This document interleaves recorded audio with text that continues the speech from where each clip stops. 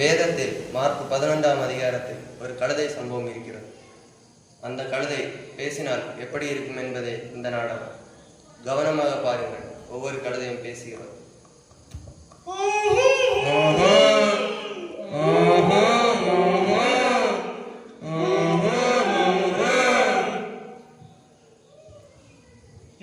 பெரிய தம்பி கழுதை, நேரமே வந்துட்டீங்க போல இருக்கு இன்னைக்கு. ஆமா அண்ணன் கழுதை, நான் நேரமே வந்துட்டேன். சரி சரி, நீங்க நேத்தைக்கு போன லோட பார்த்தா இன்னைக்கு வரமாட்டீங்கன்னு தான் நினைச்சேன்.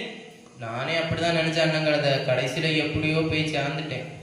சரி சரி, இனி சின்ன தம்பி கழுதையை தான் தேடணும். சின்ன தம்பி கழுதை வராருன்னு நினைக்கிறீங்க. நான் எப்பலே வந்து நிற்கேன். சரி சின்ன தம்பி கழுதை, லேட்டா வயசாகுது இல்ல, அதான் தெரிய மாட்டேங்குது.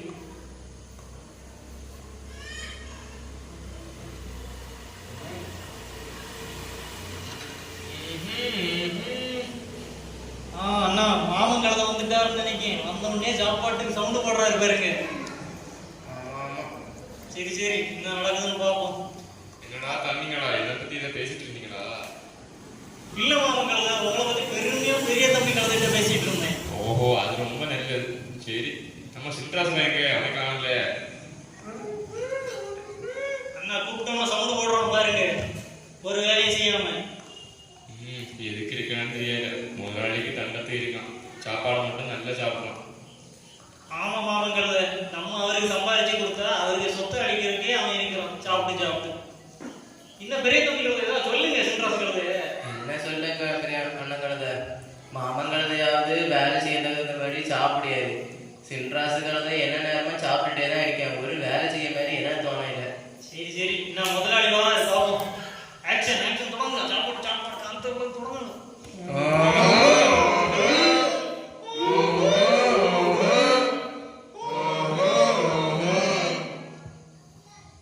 என்ன கழுதைகளா, காலத்தை நேரமே பண்ணைக்கு வந்துட்டீங்களா?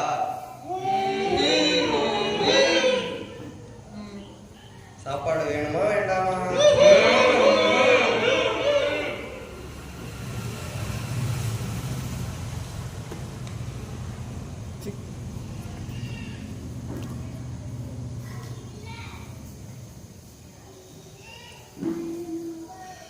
ஐயோ ஐயோ, உங்க கழுதை எதுக்கு நிக்குதுன்னே தெரியல. நின்று என் பண்ணையில உள்ள இடத்த தான் அடைச்சிட்டு இருக்குது. இந்த கழுதை எதுக்கு நிக்குதுன்னே தெரியல. இதை உங்க ஒதுக்குப்புறமான இருவழி சந்தையில கொண்டு கட்டணும்.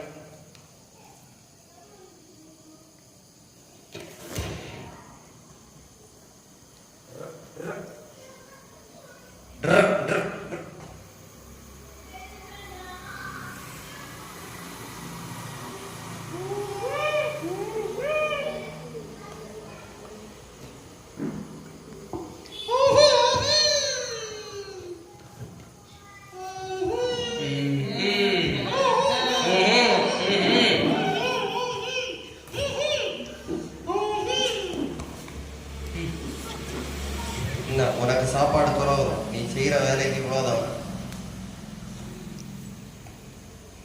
என்ன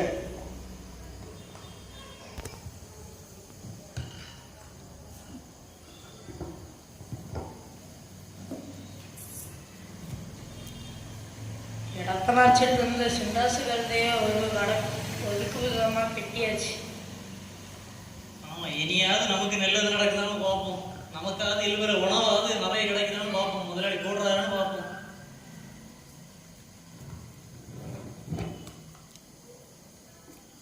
அண்ணன் கழுதை, அந்த சின்ராசு கழுதைய நம்ம முதலாளி நம்ம கிட்ட சேர்க்காம தனியா கொண்டு கட்டியாச்சு. அது கொண்டு ஒரு பயனும் இல்லை முதலாளி. அதுதான் அங்க கொண்டு கட்டியிருக்காரு. அவன் என்னையும் பயன்பட மாட்டான். சின்ராசு கழுதை கடைசியில கல்லறைப்பட்டு தான் போவான்னு நினைக்கிறேன். நான் முதலாளி என்ன மூட்டையை கொண்டு வராரு. இன்னைக்கு பயங்கரமா இருக்க போதுன்னு நினைக்கிறேன். வராரு. எல்லாரும் சொல்லுங்க, எனக்கு இன்னும் ஒரு காலம் வரும். வரும்போது பார்க்கலாம்.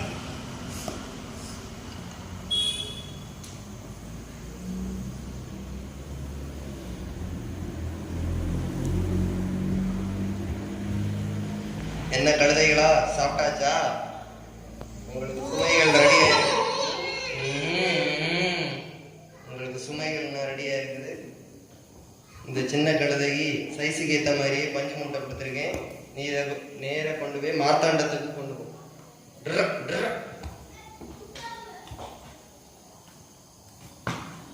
எதுக்குதான் சும்மா நிக்குதோ, இடத்தைய மறைச்சிட்டு.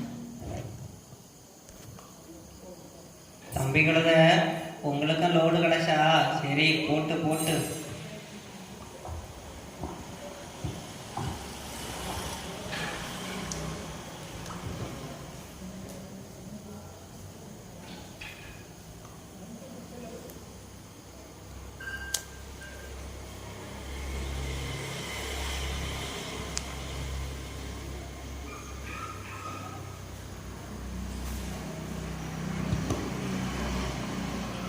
இந்த கழுதைக்கு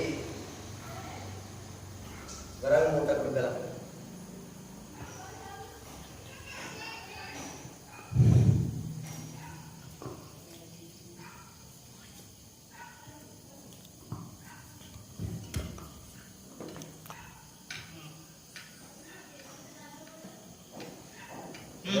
நாகர்கோயிலுக்கு போங்க.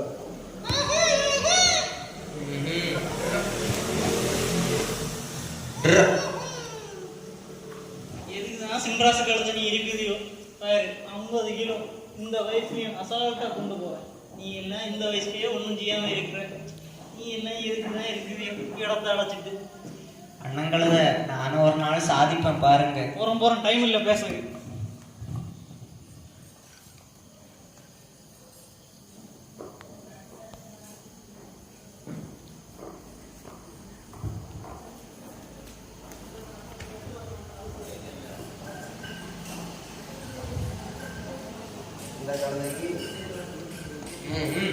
இந்த கழுதை சைஸுக்கு ஏற்ற மாதிரி 50 கிலோ கோதுமை கொடுத்துருக்கேன்.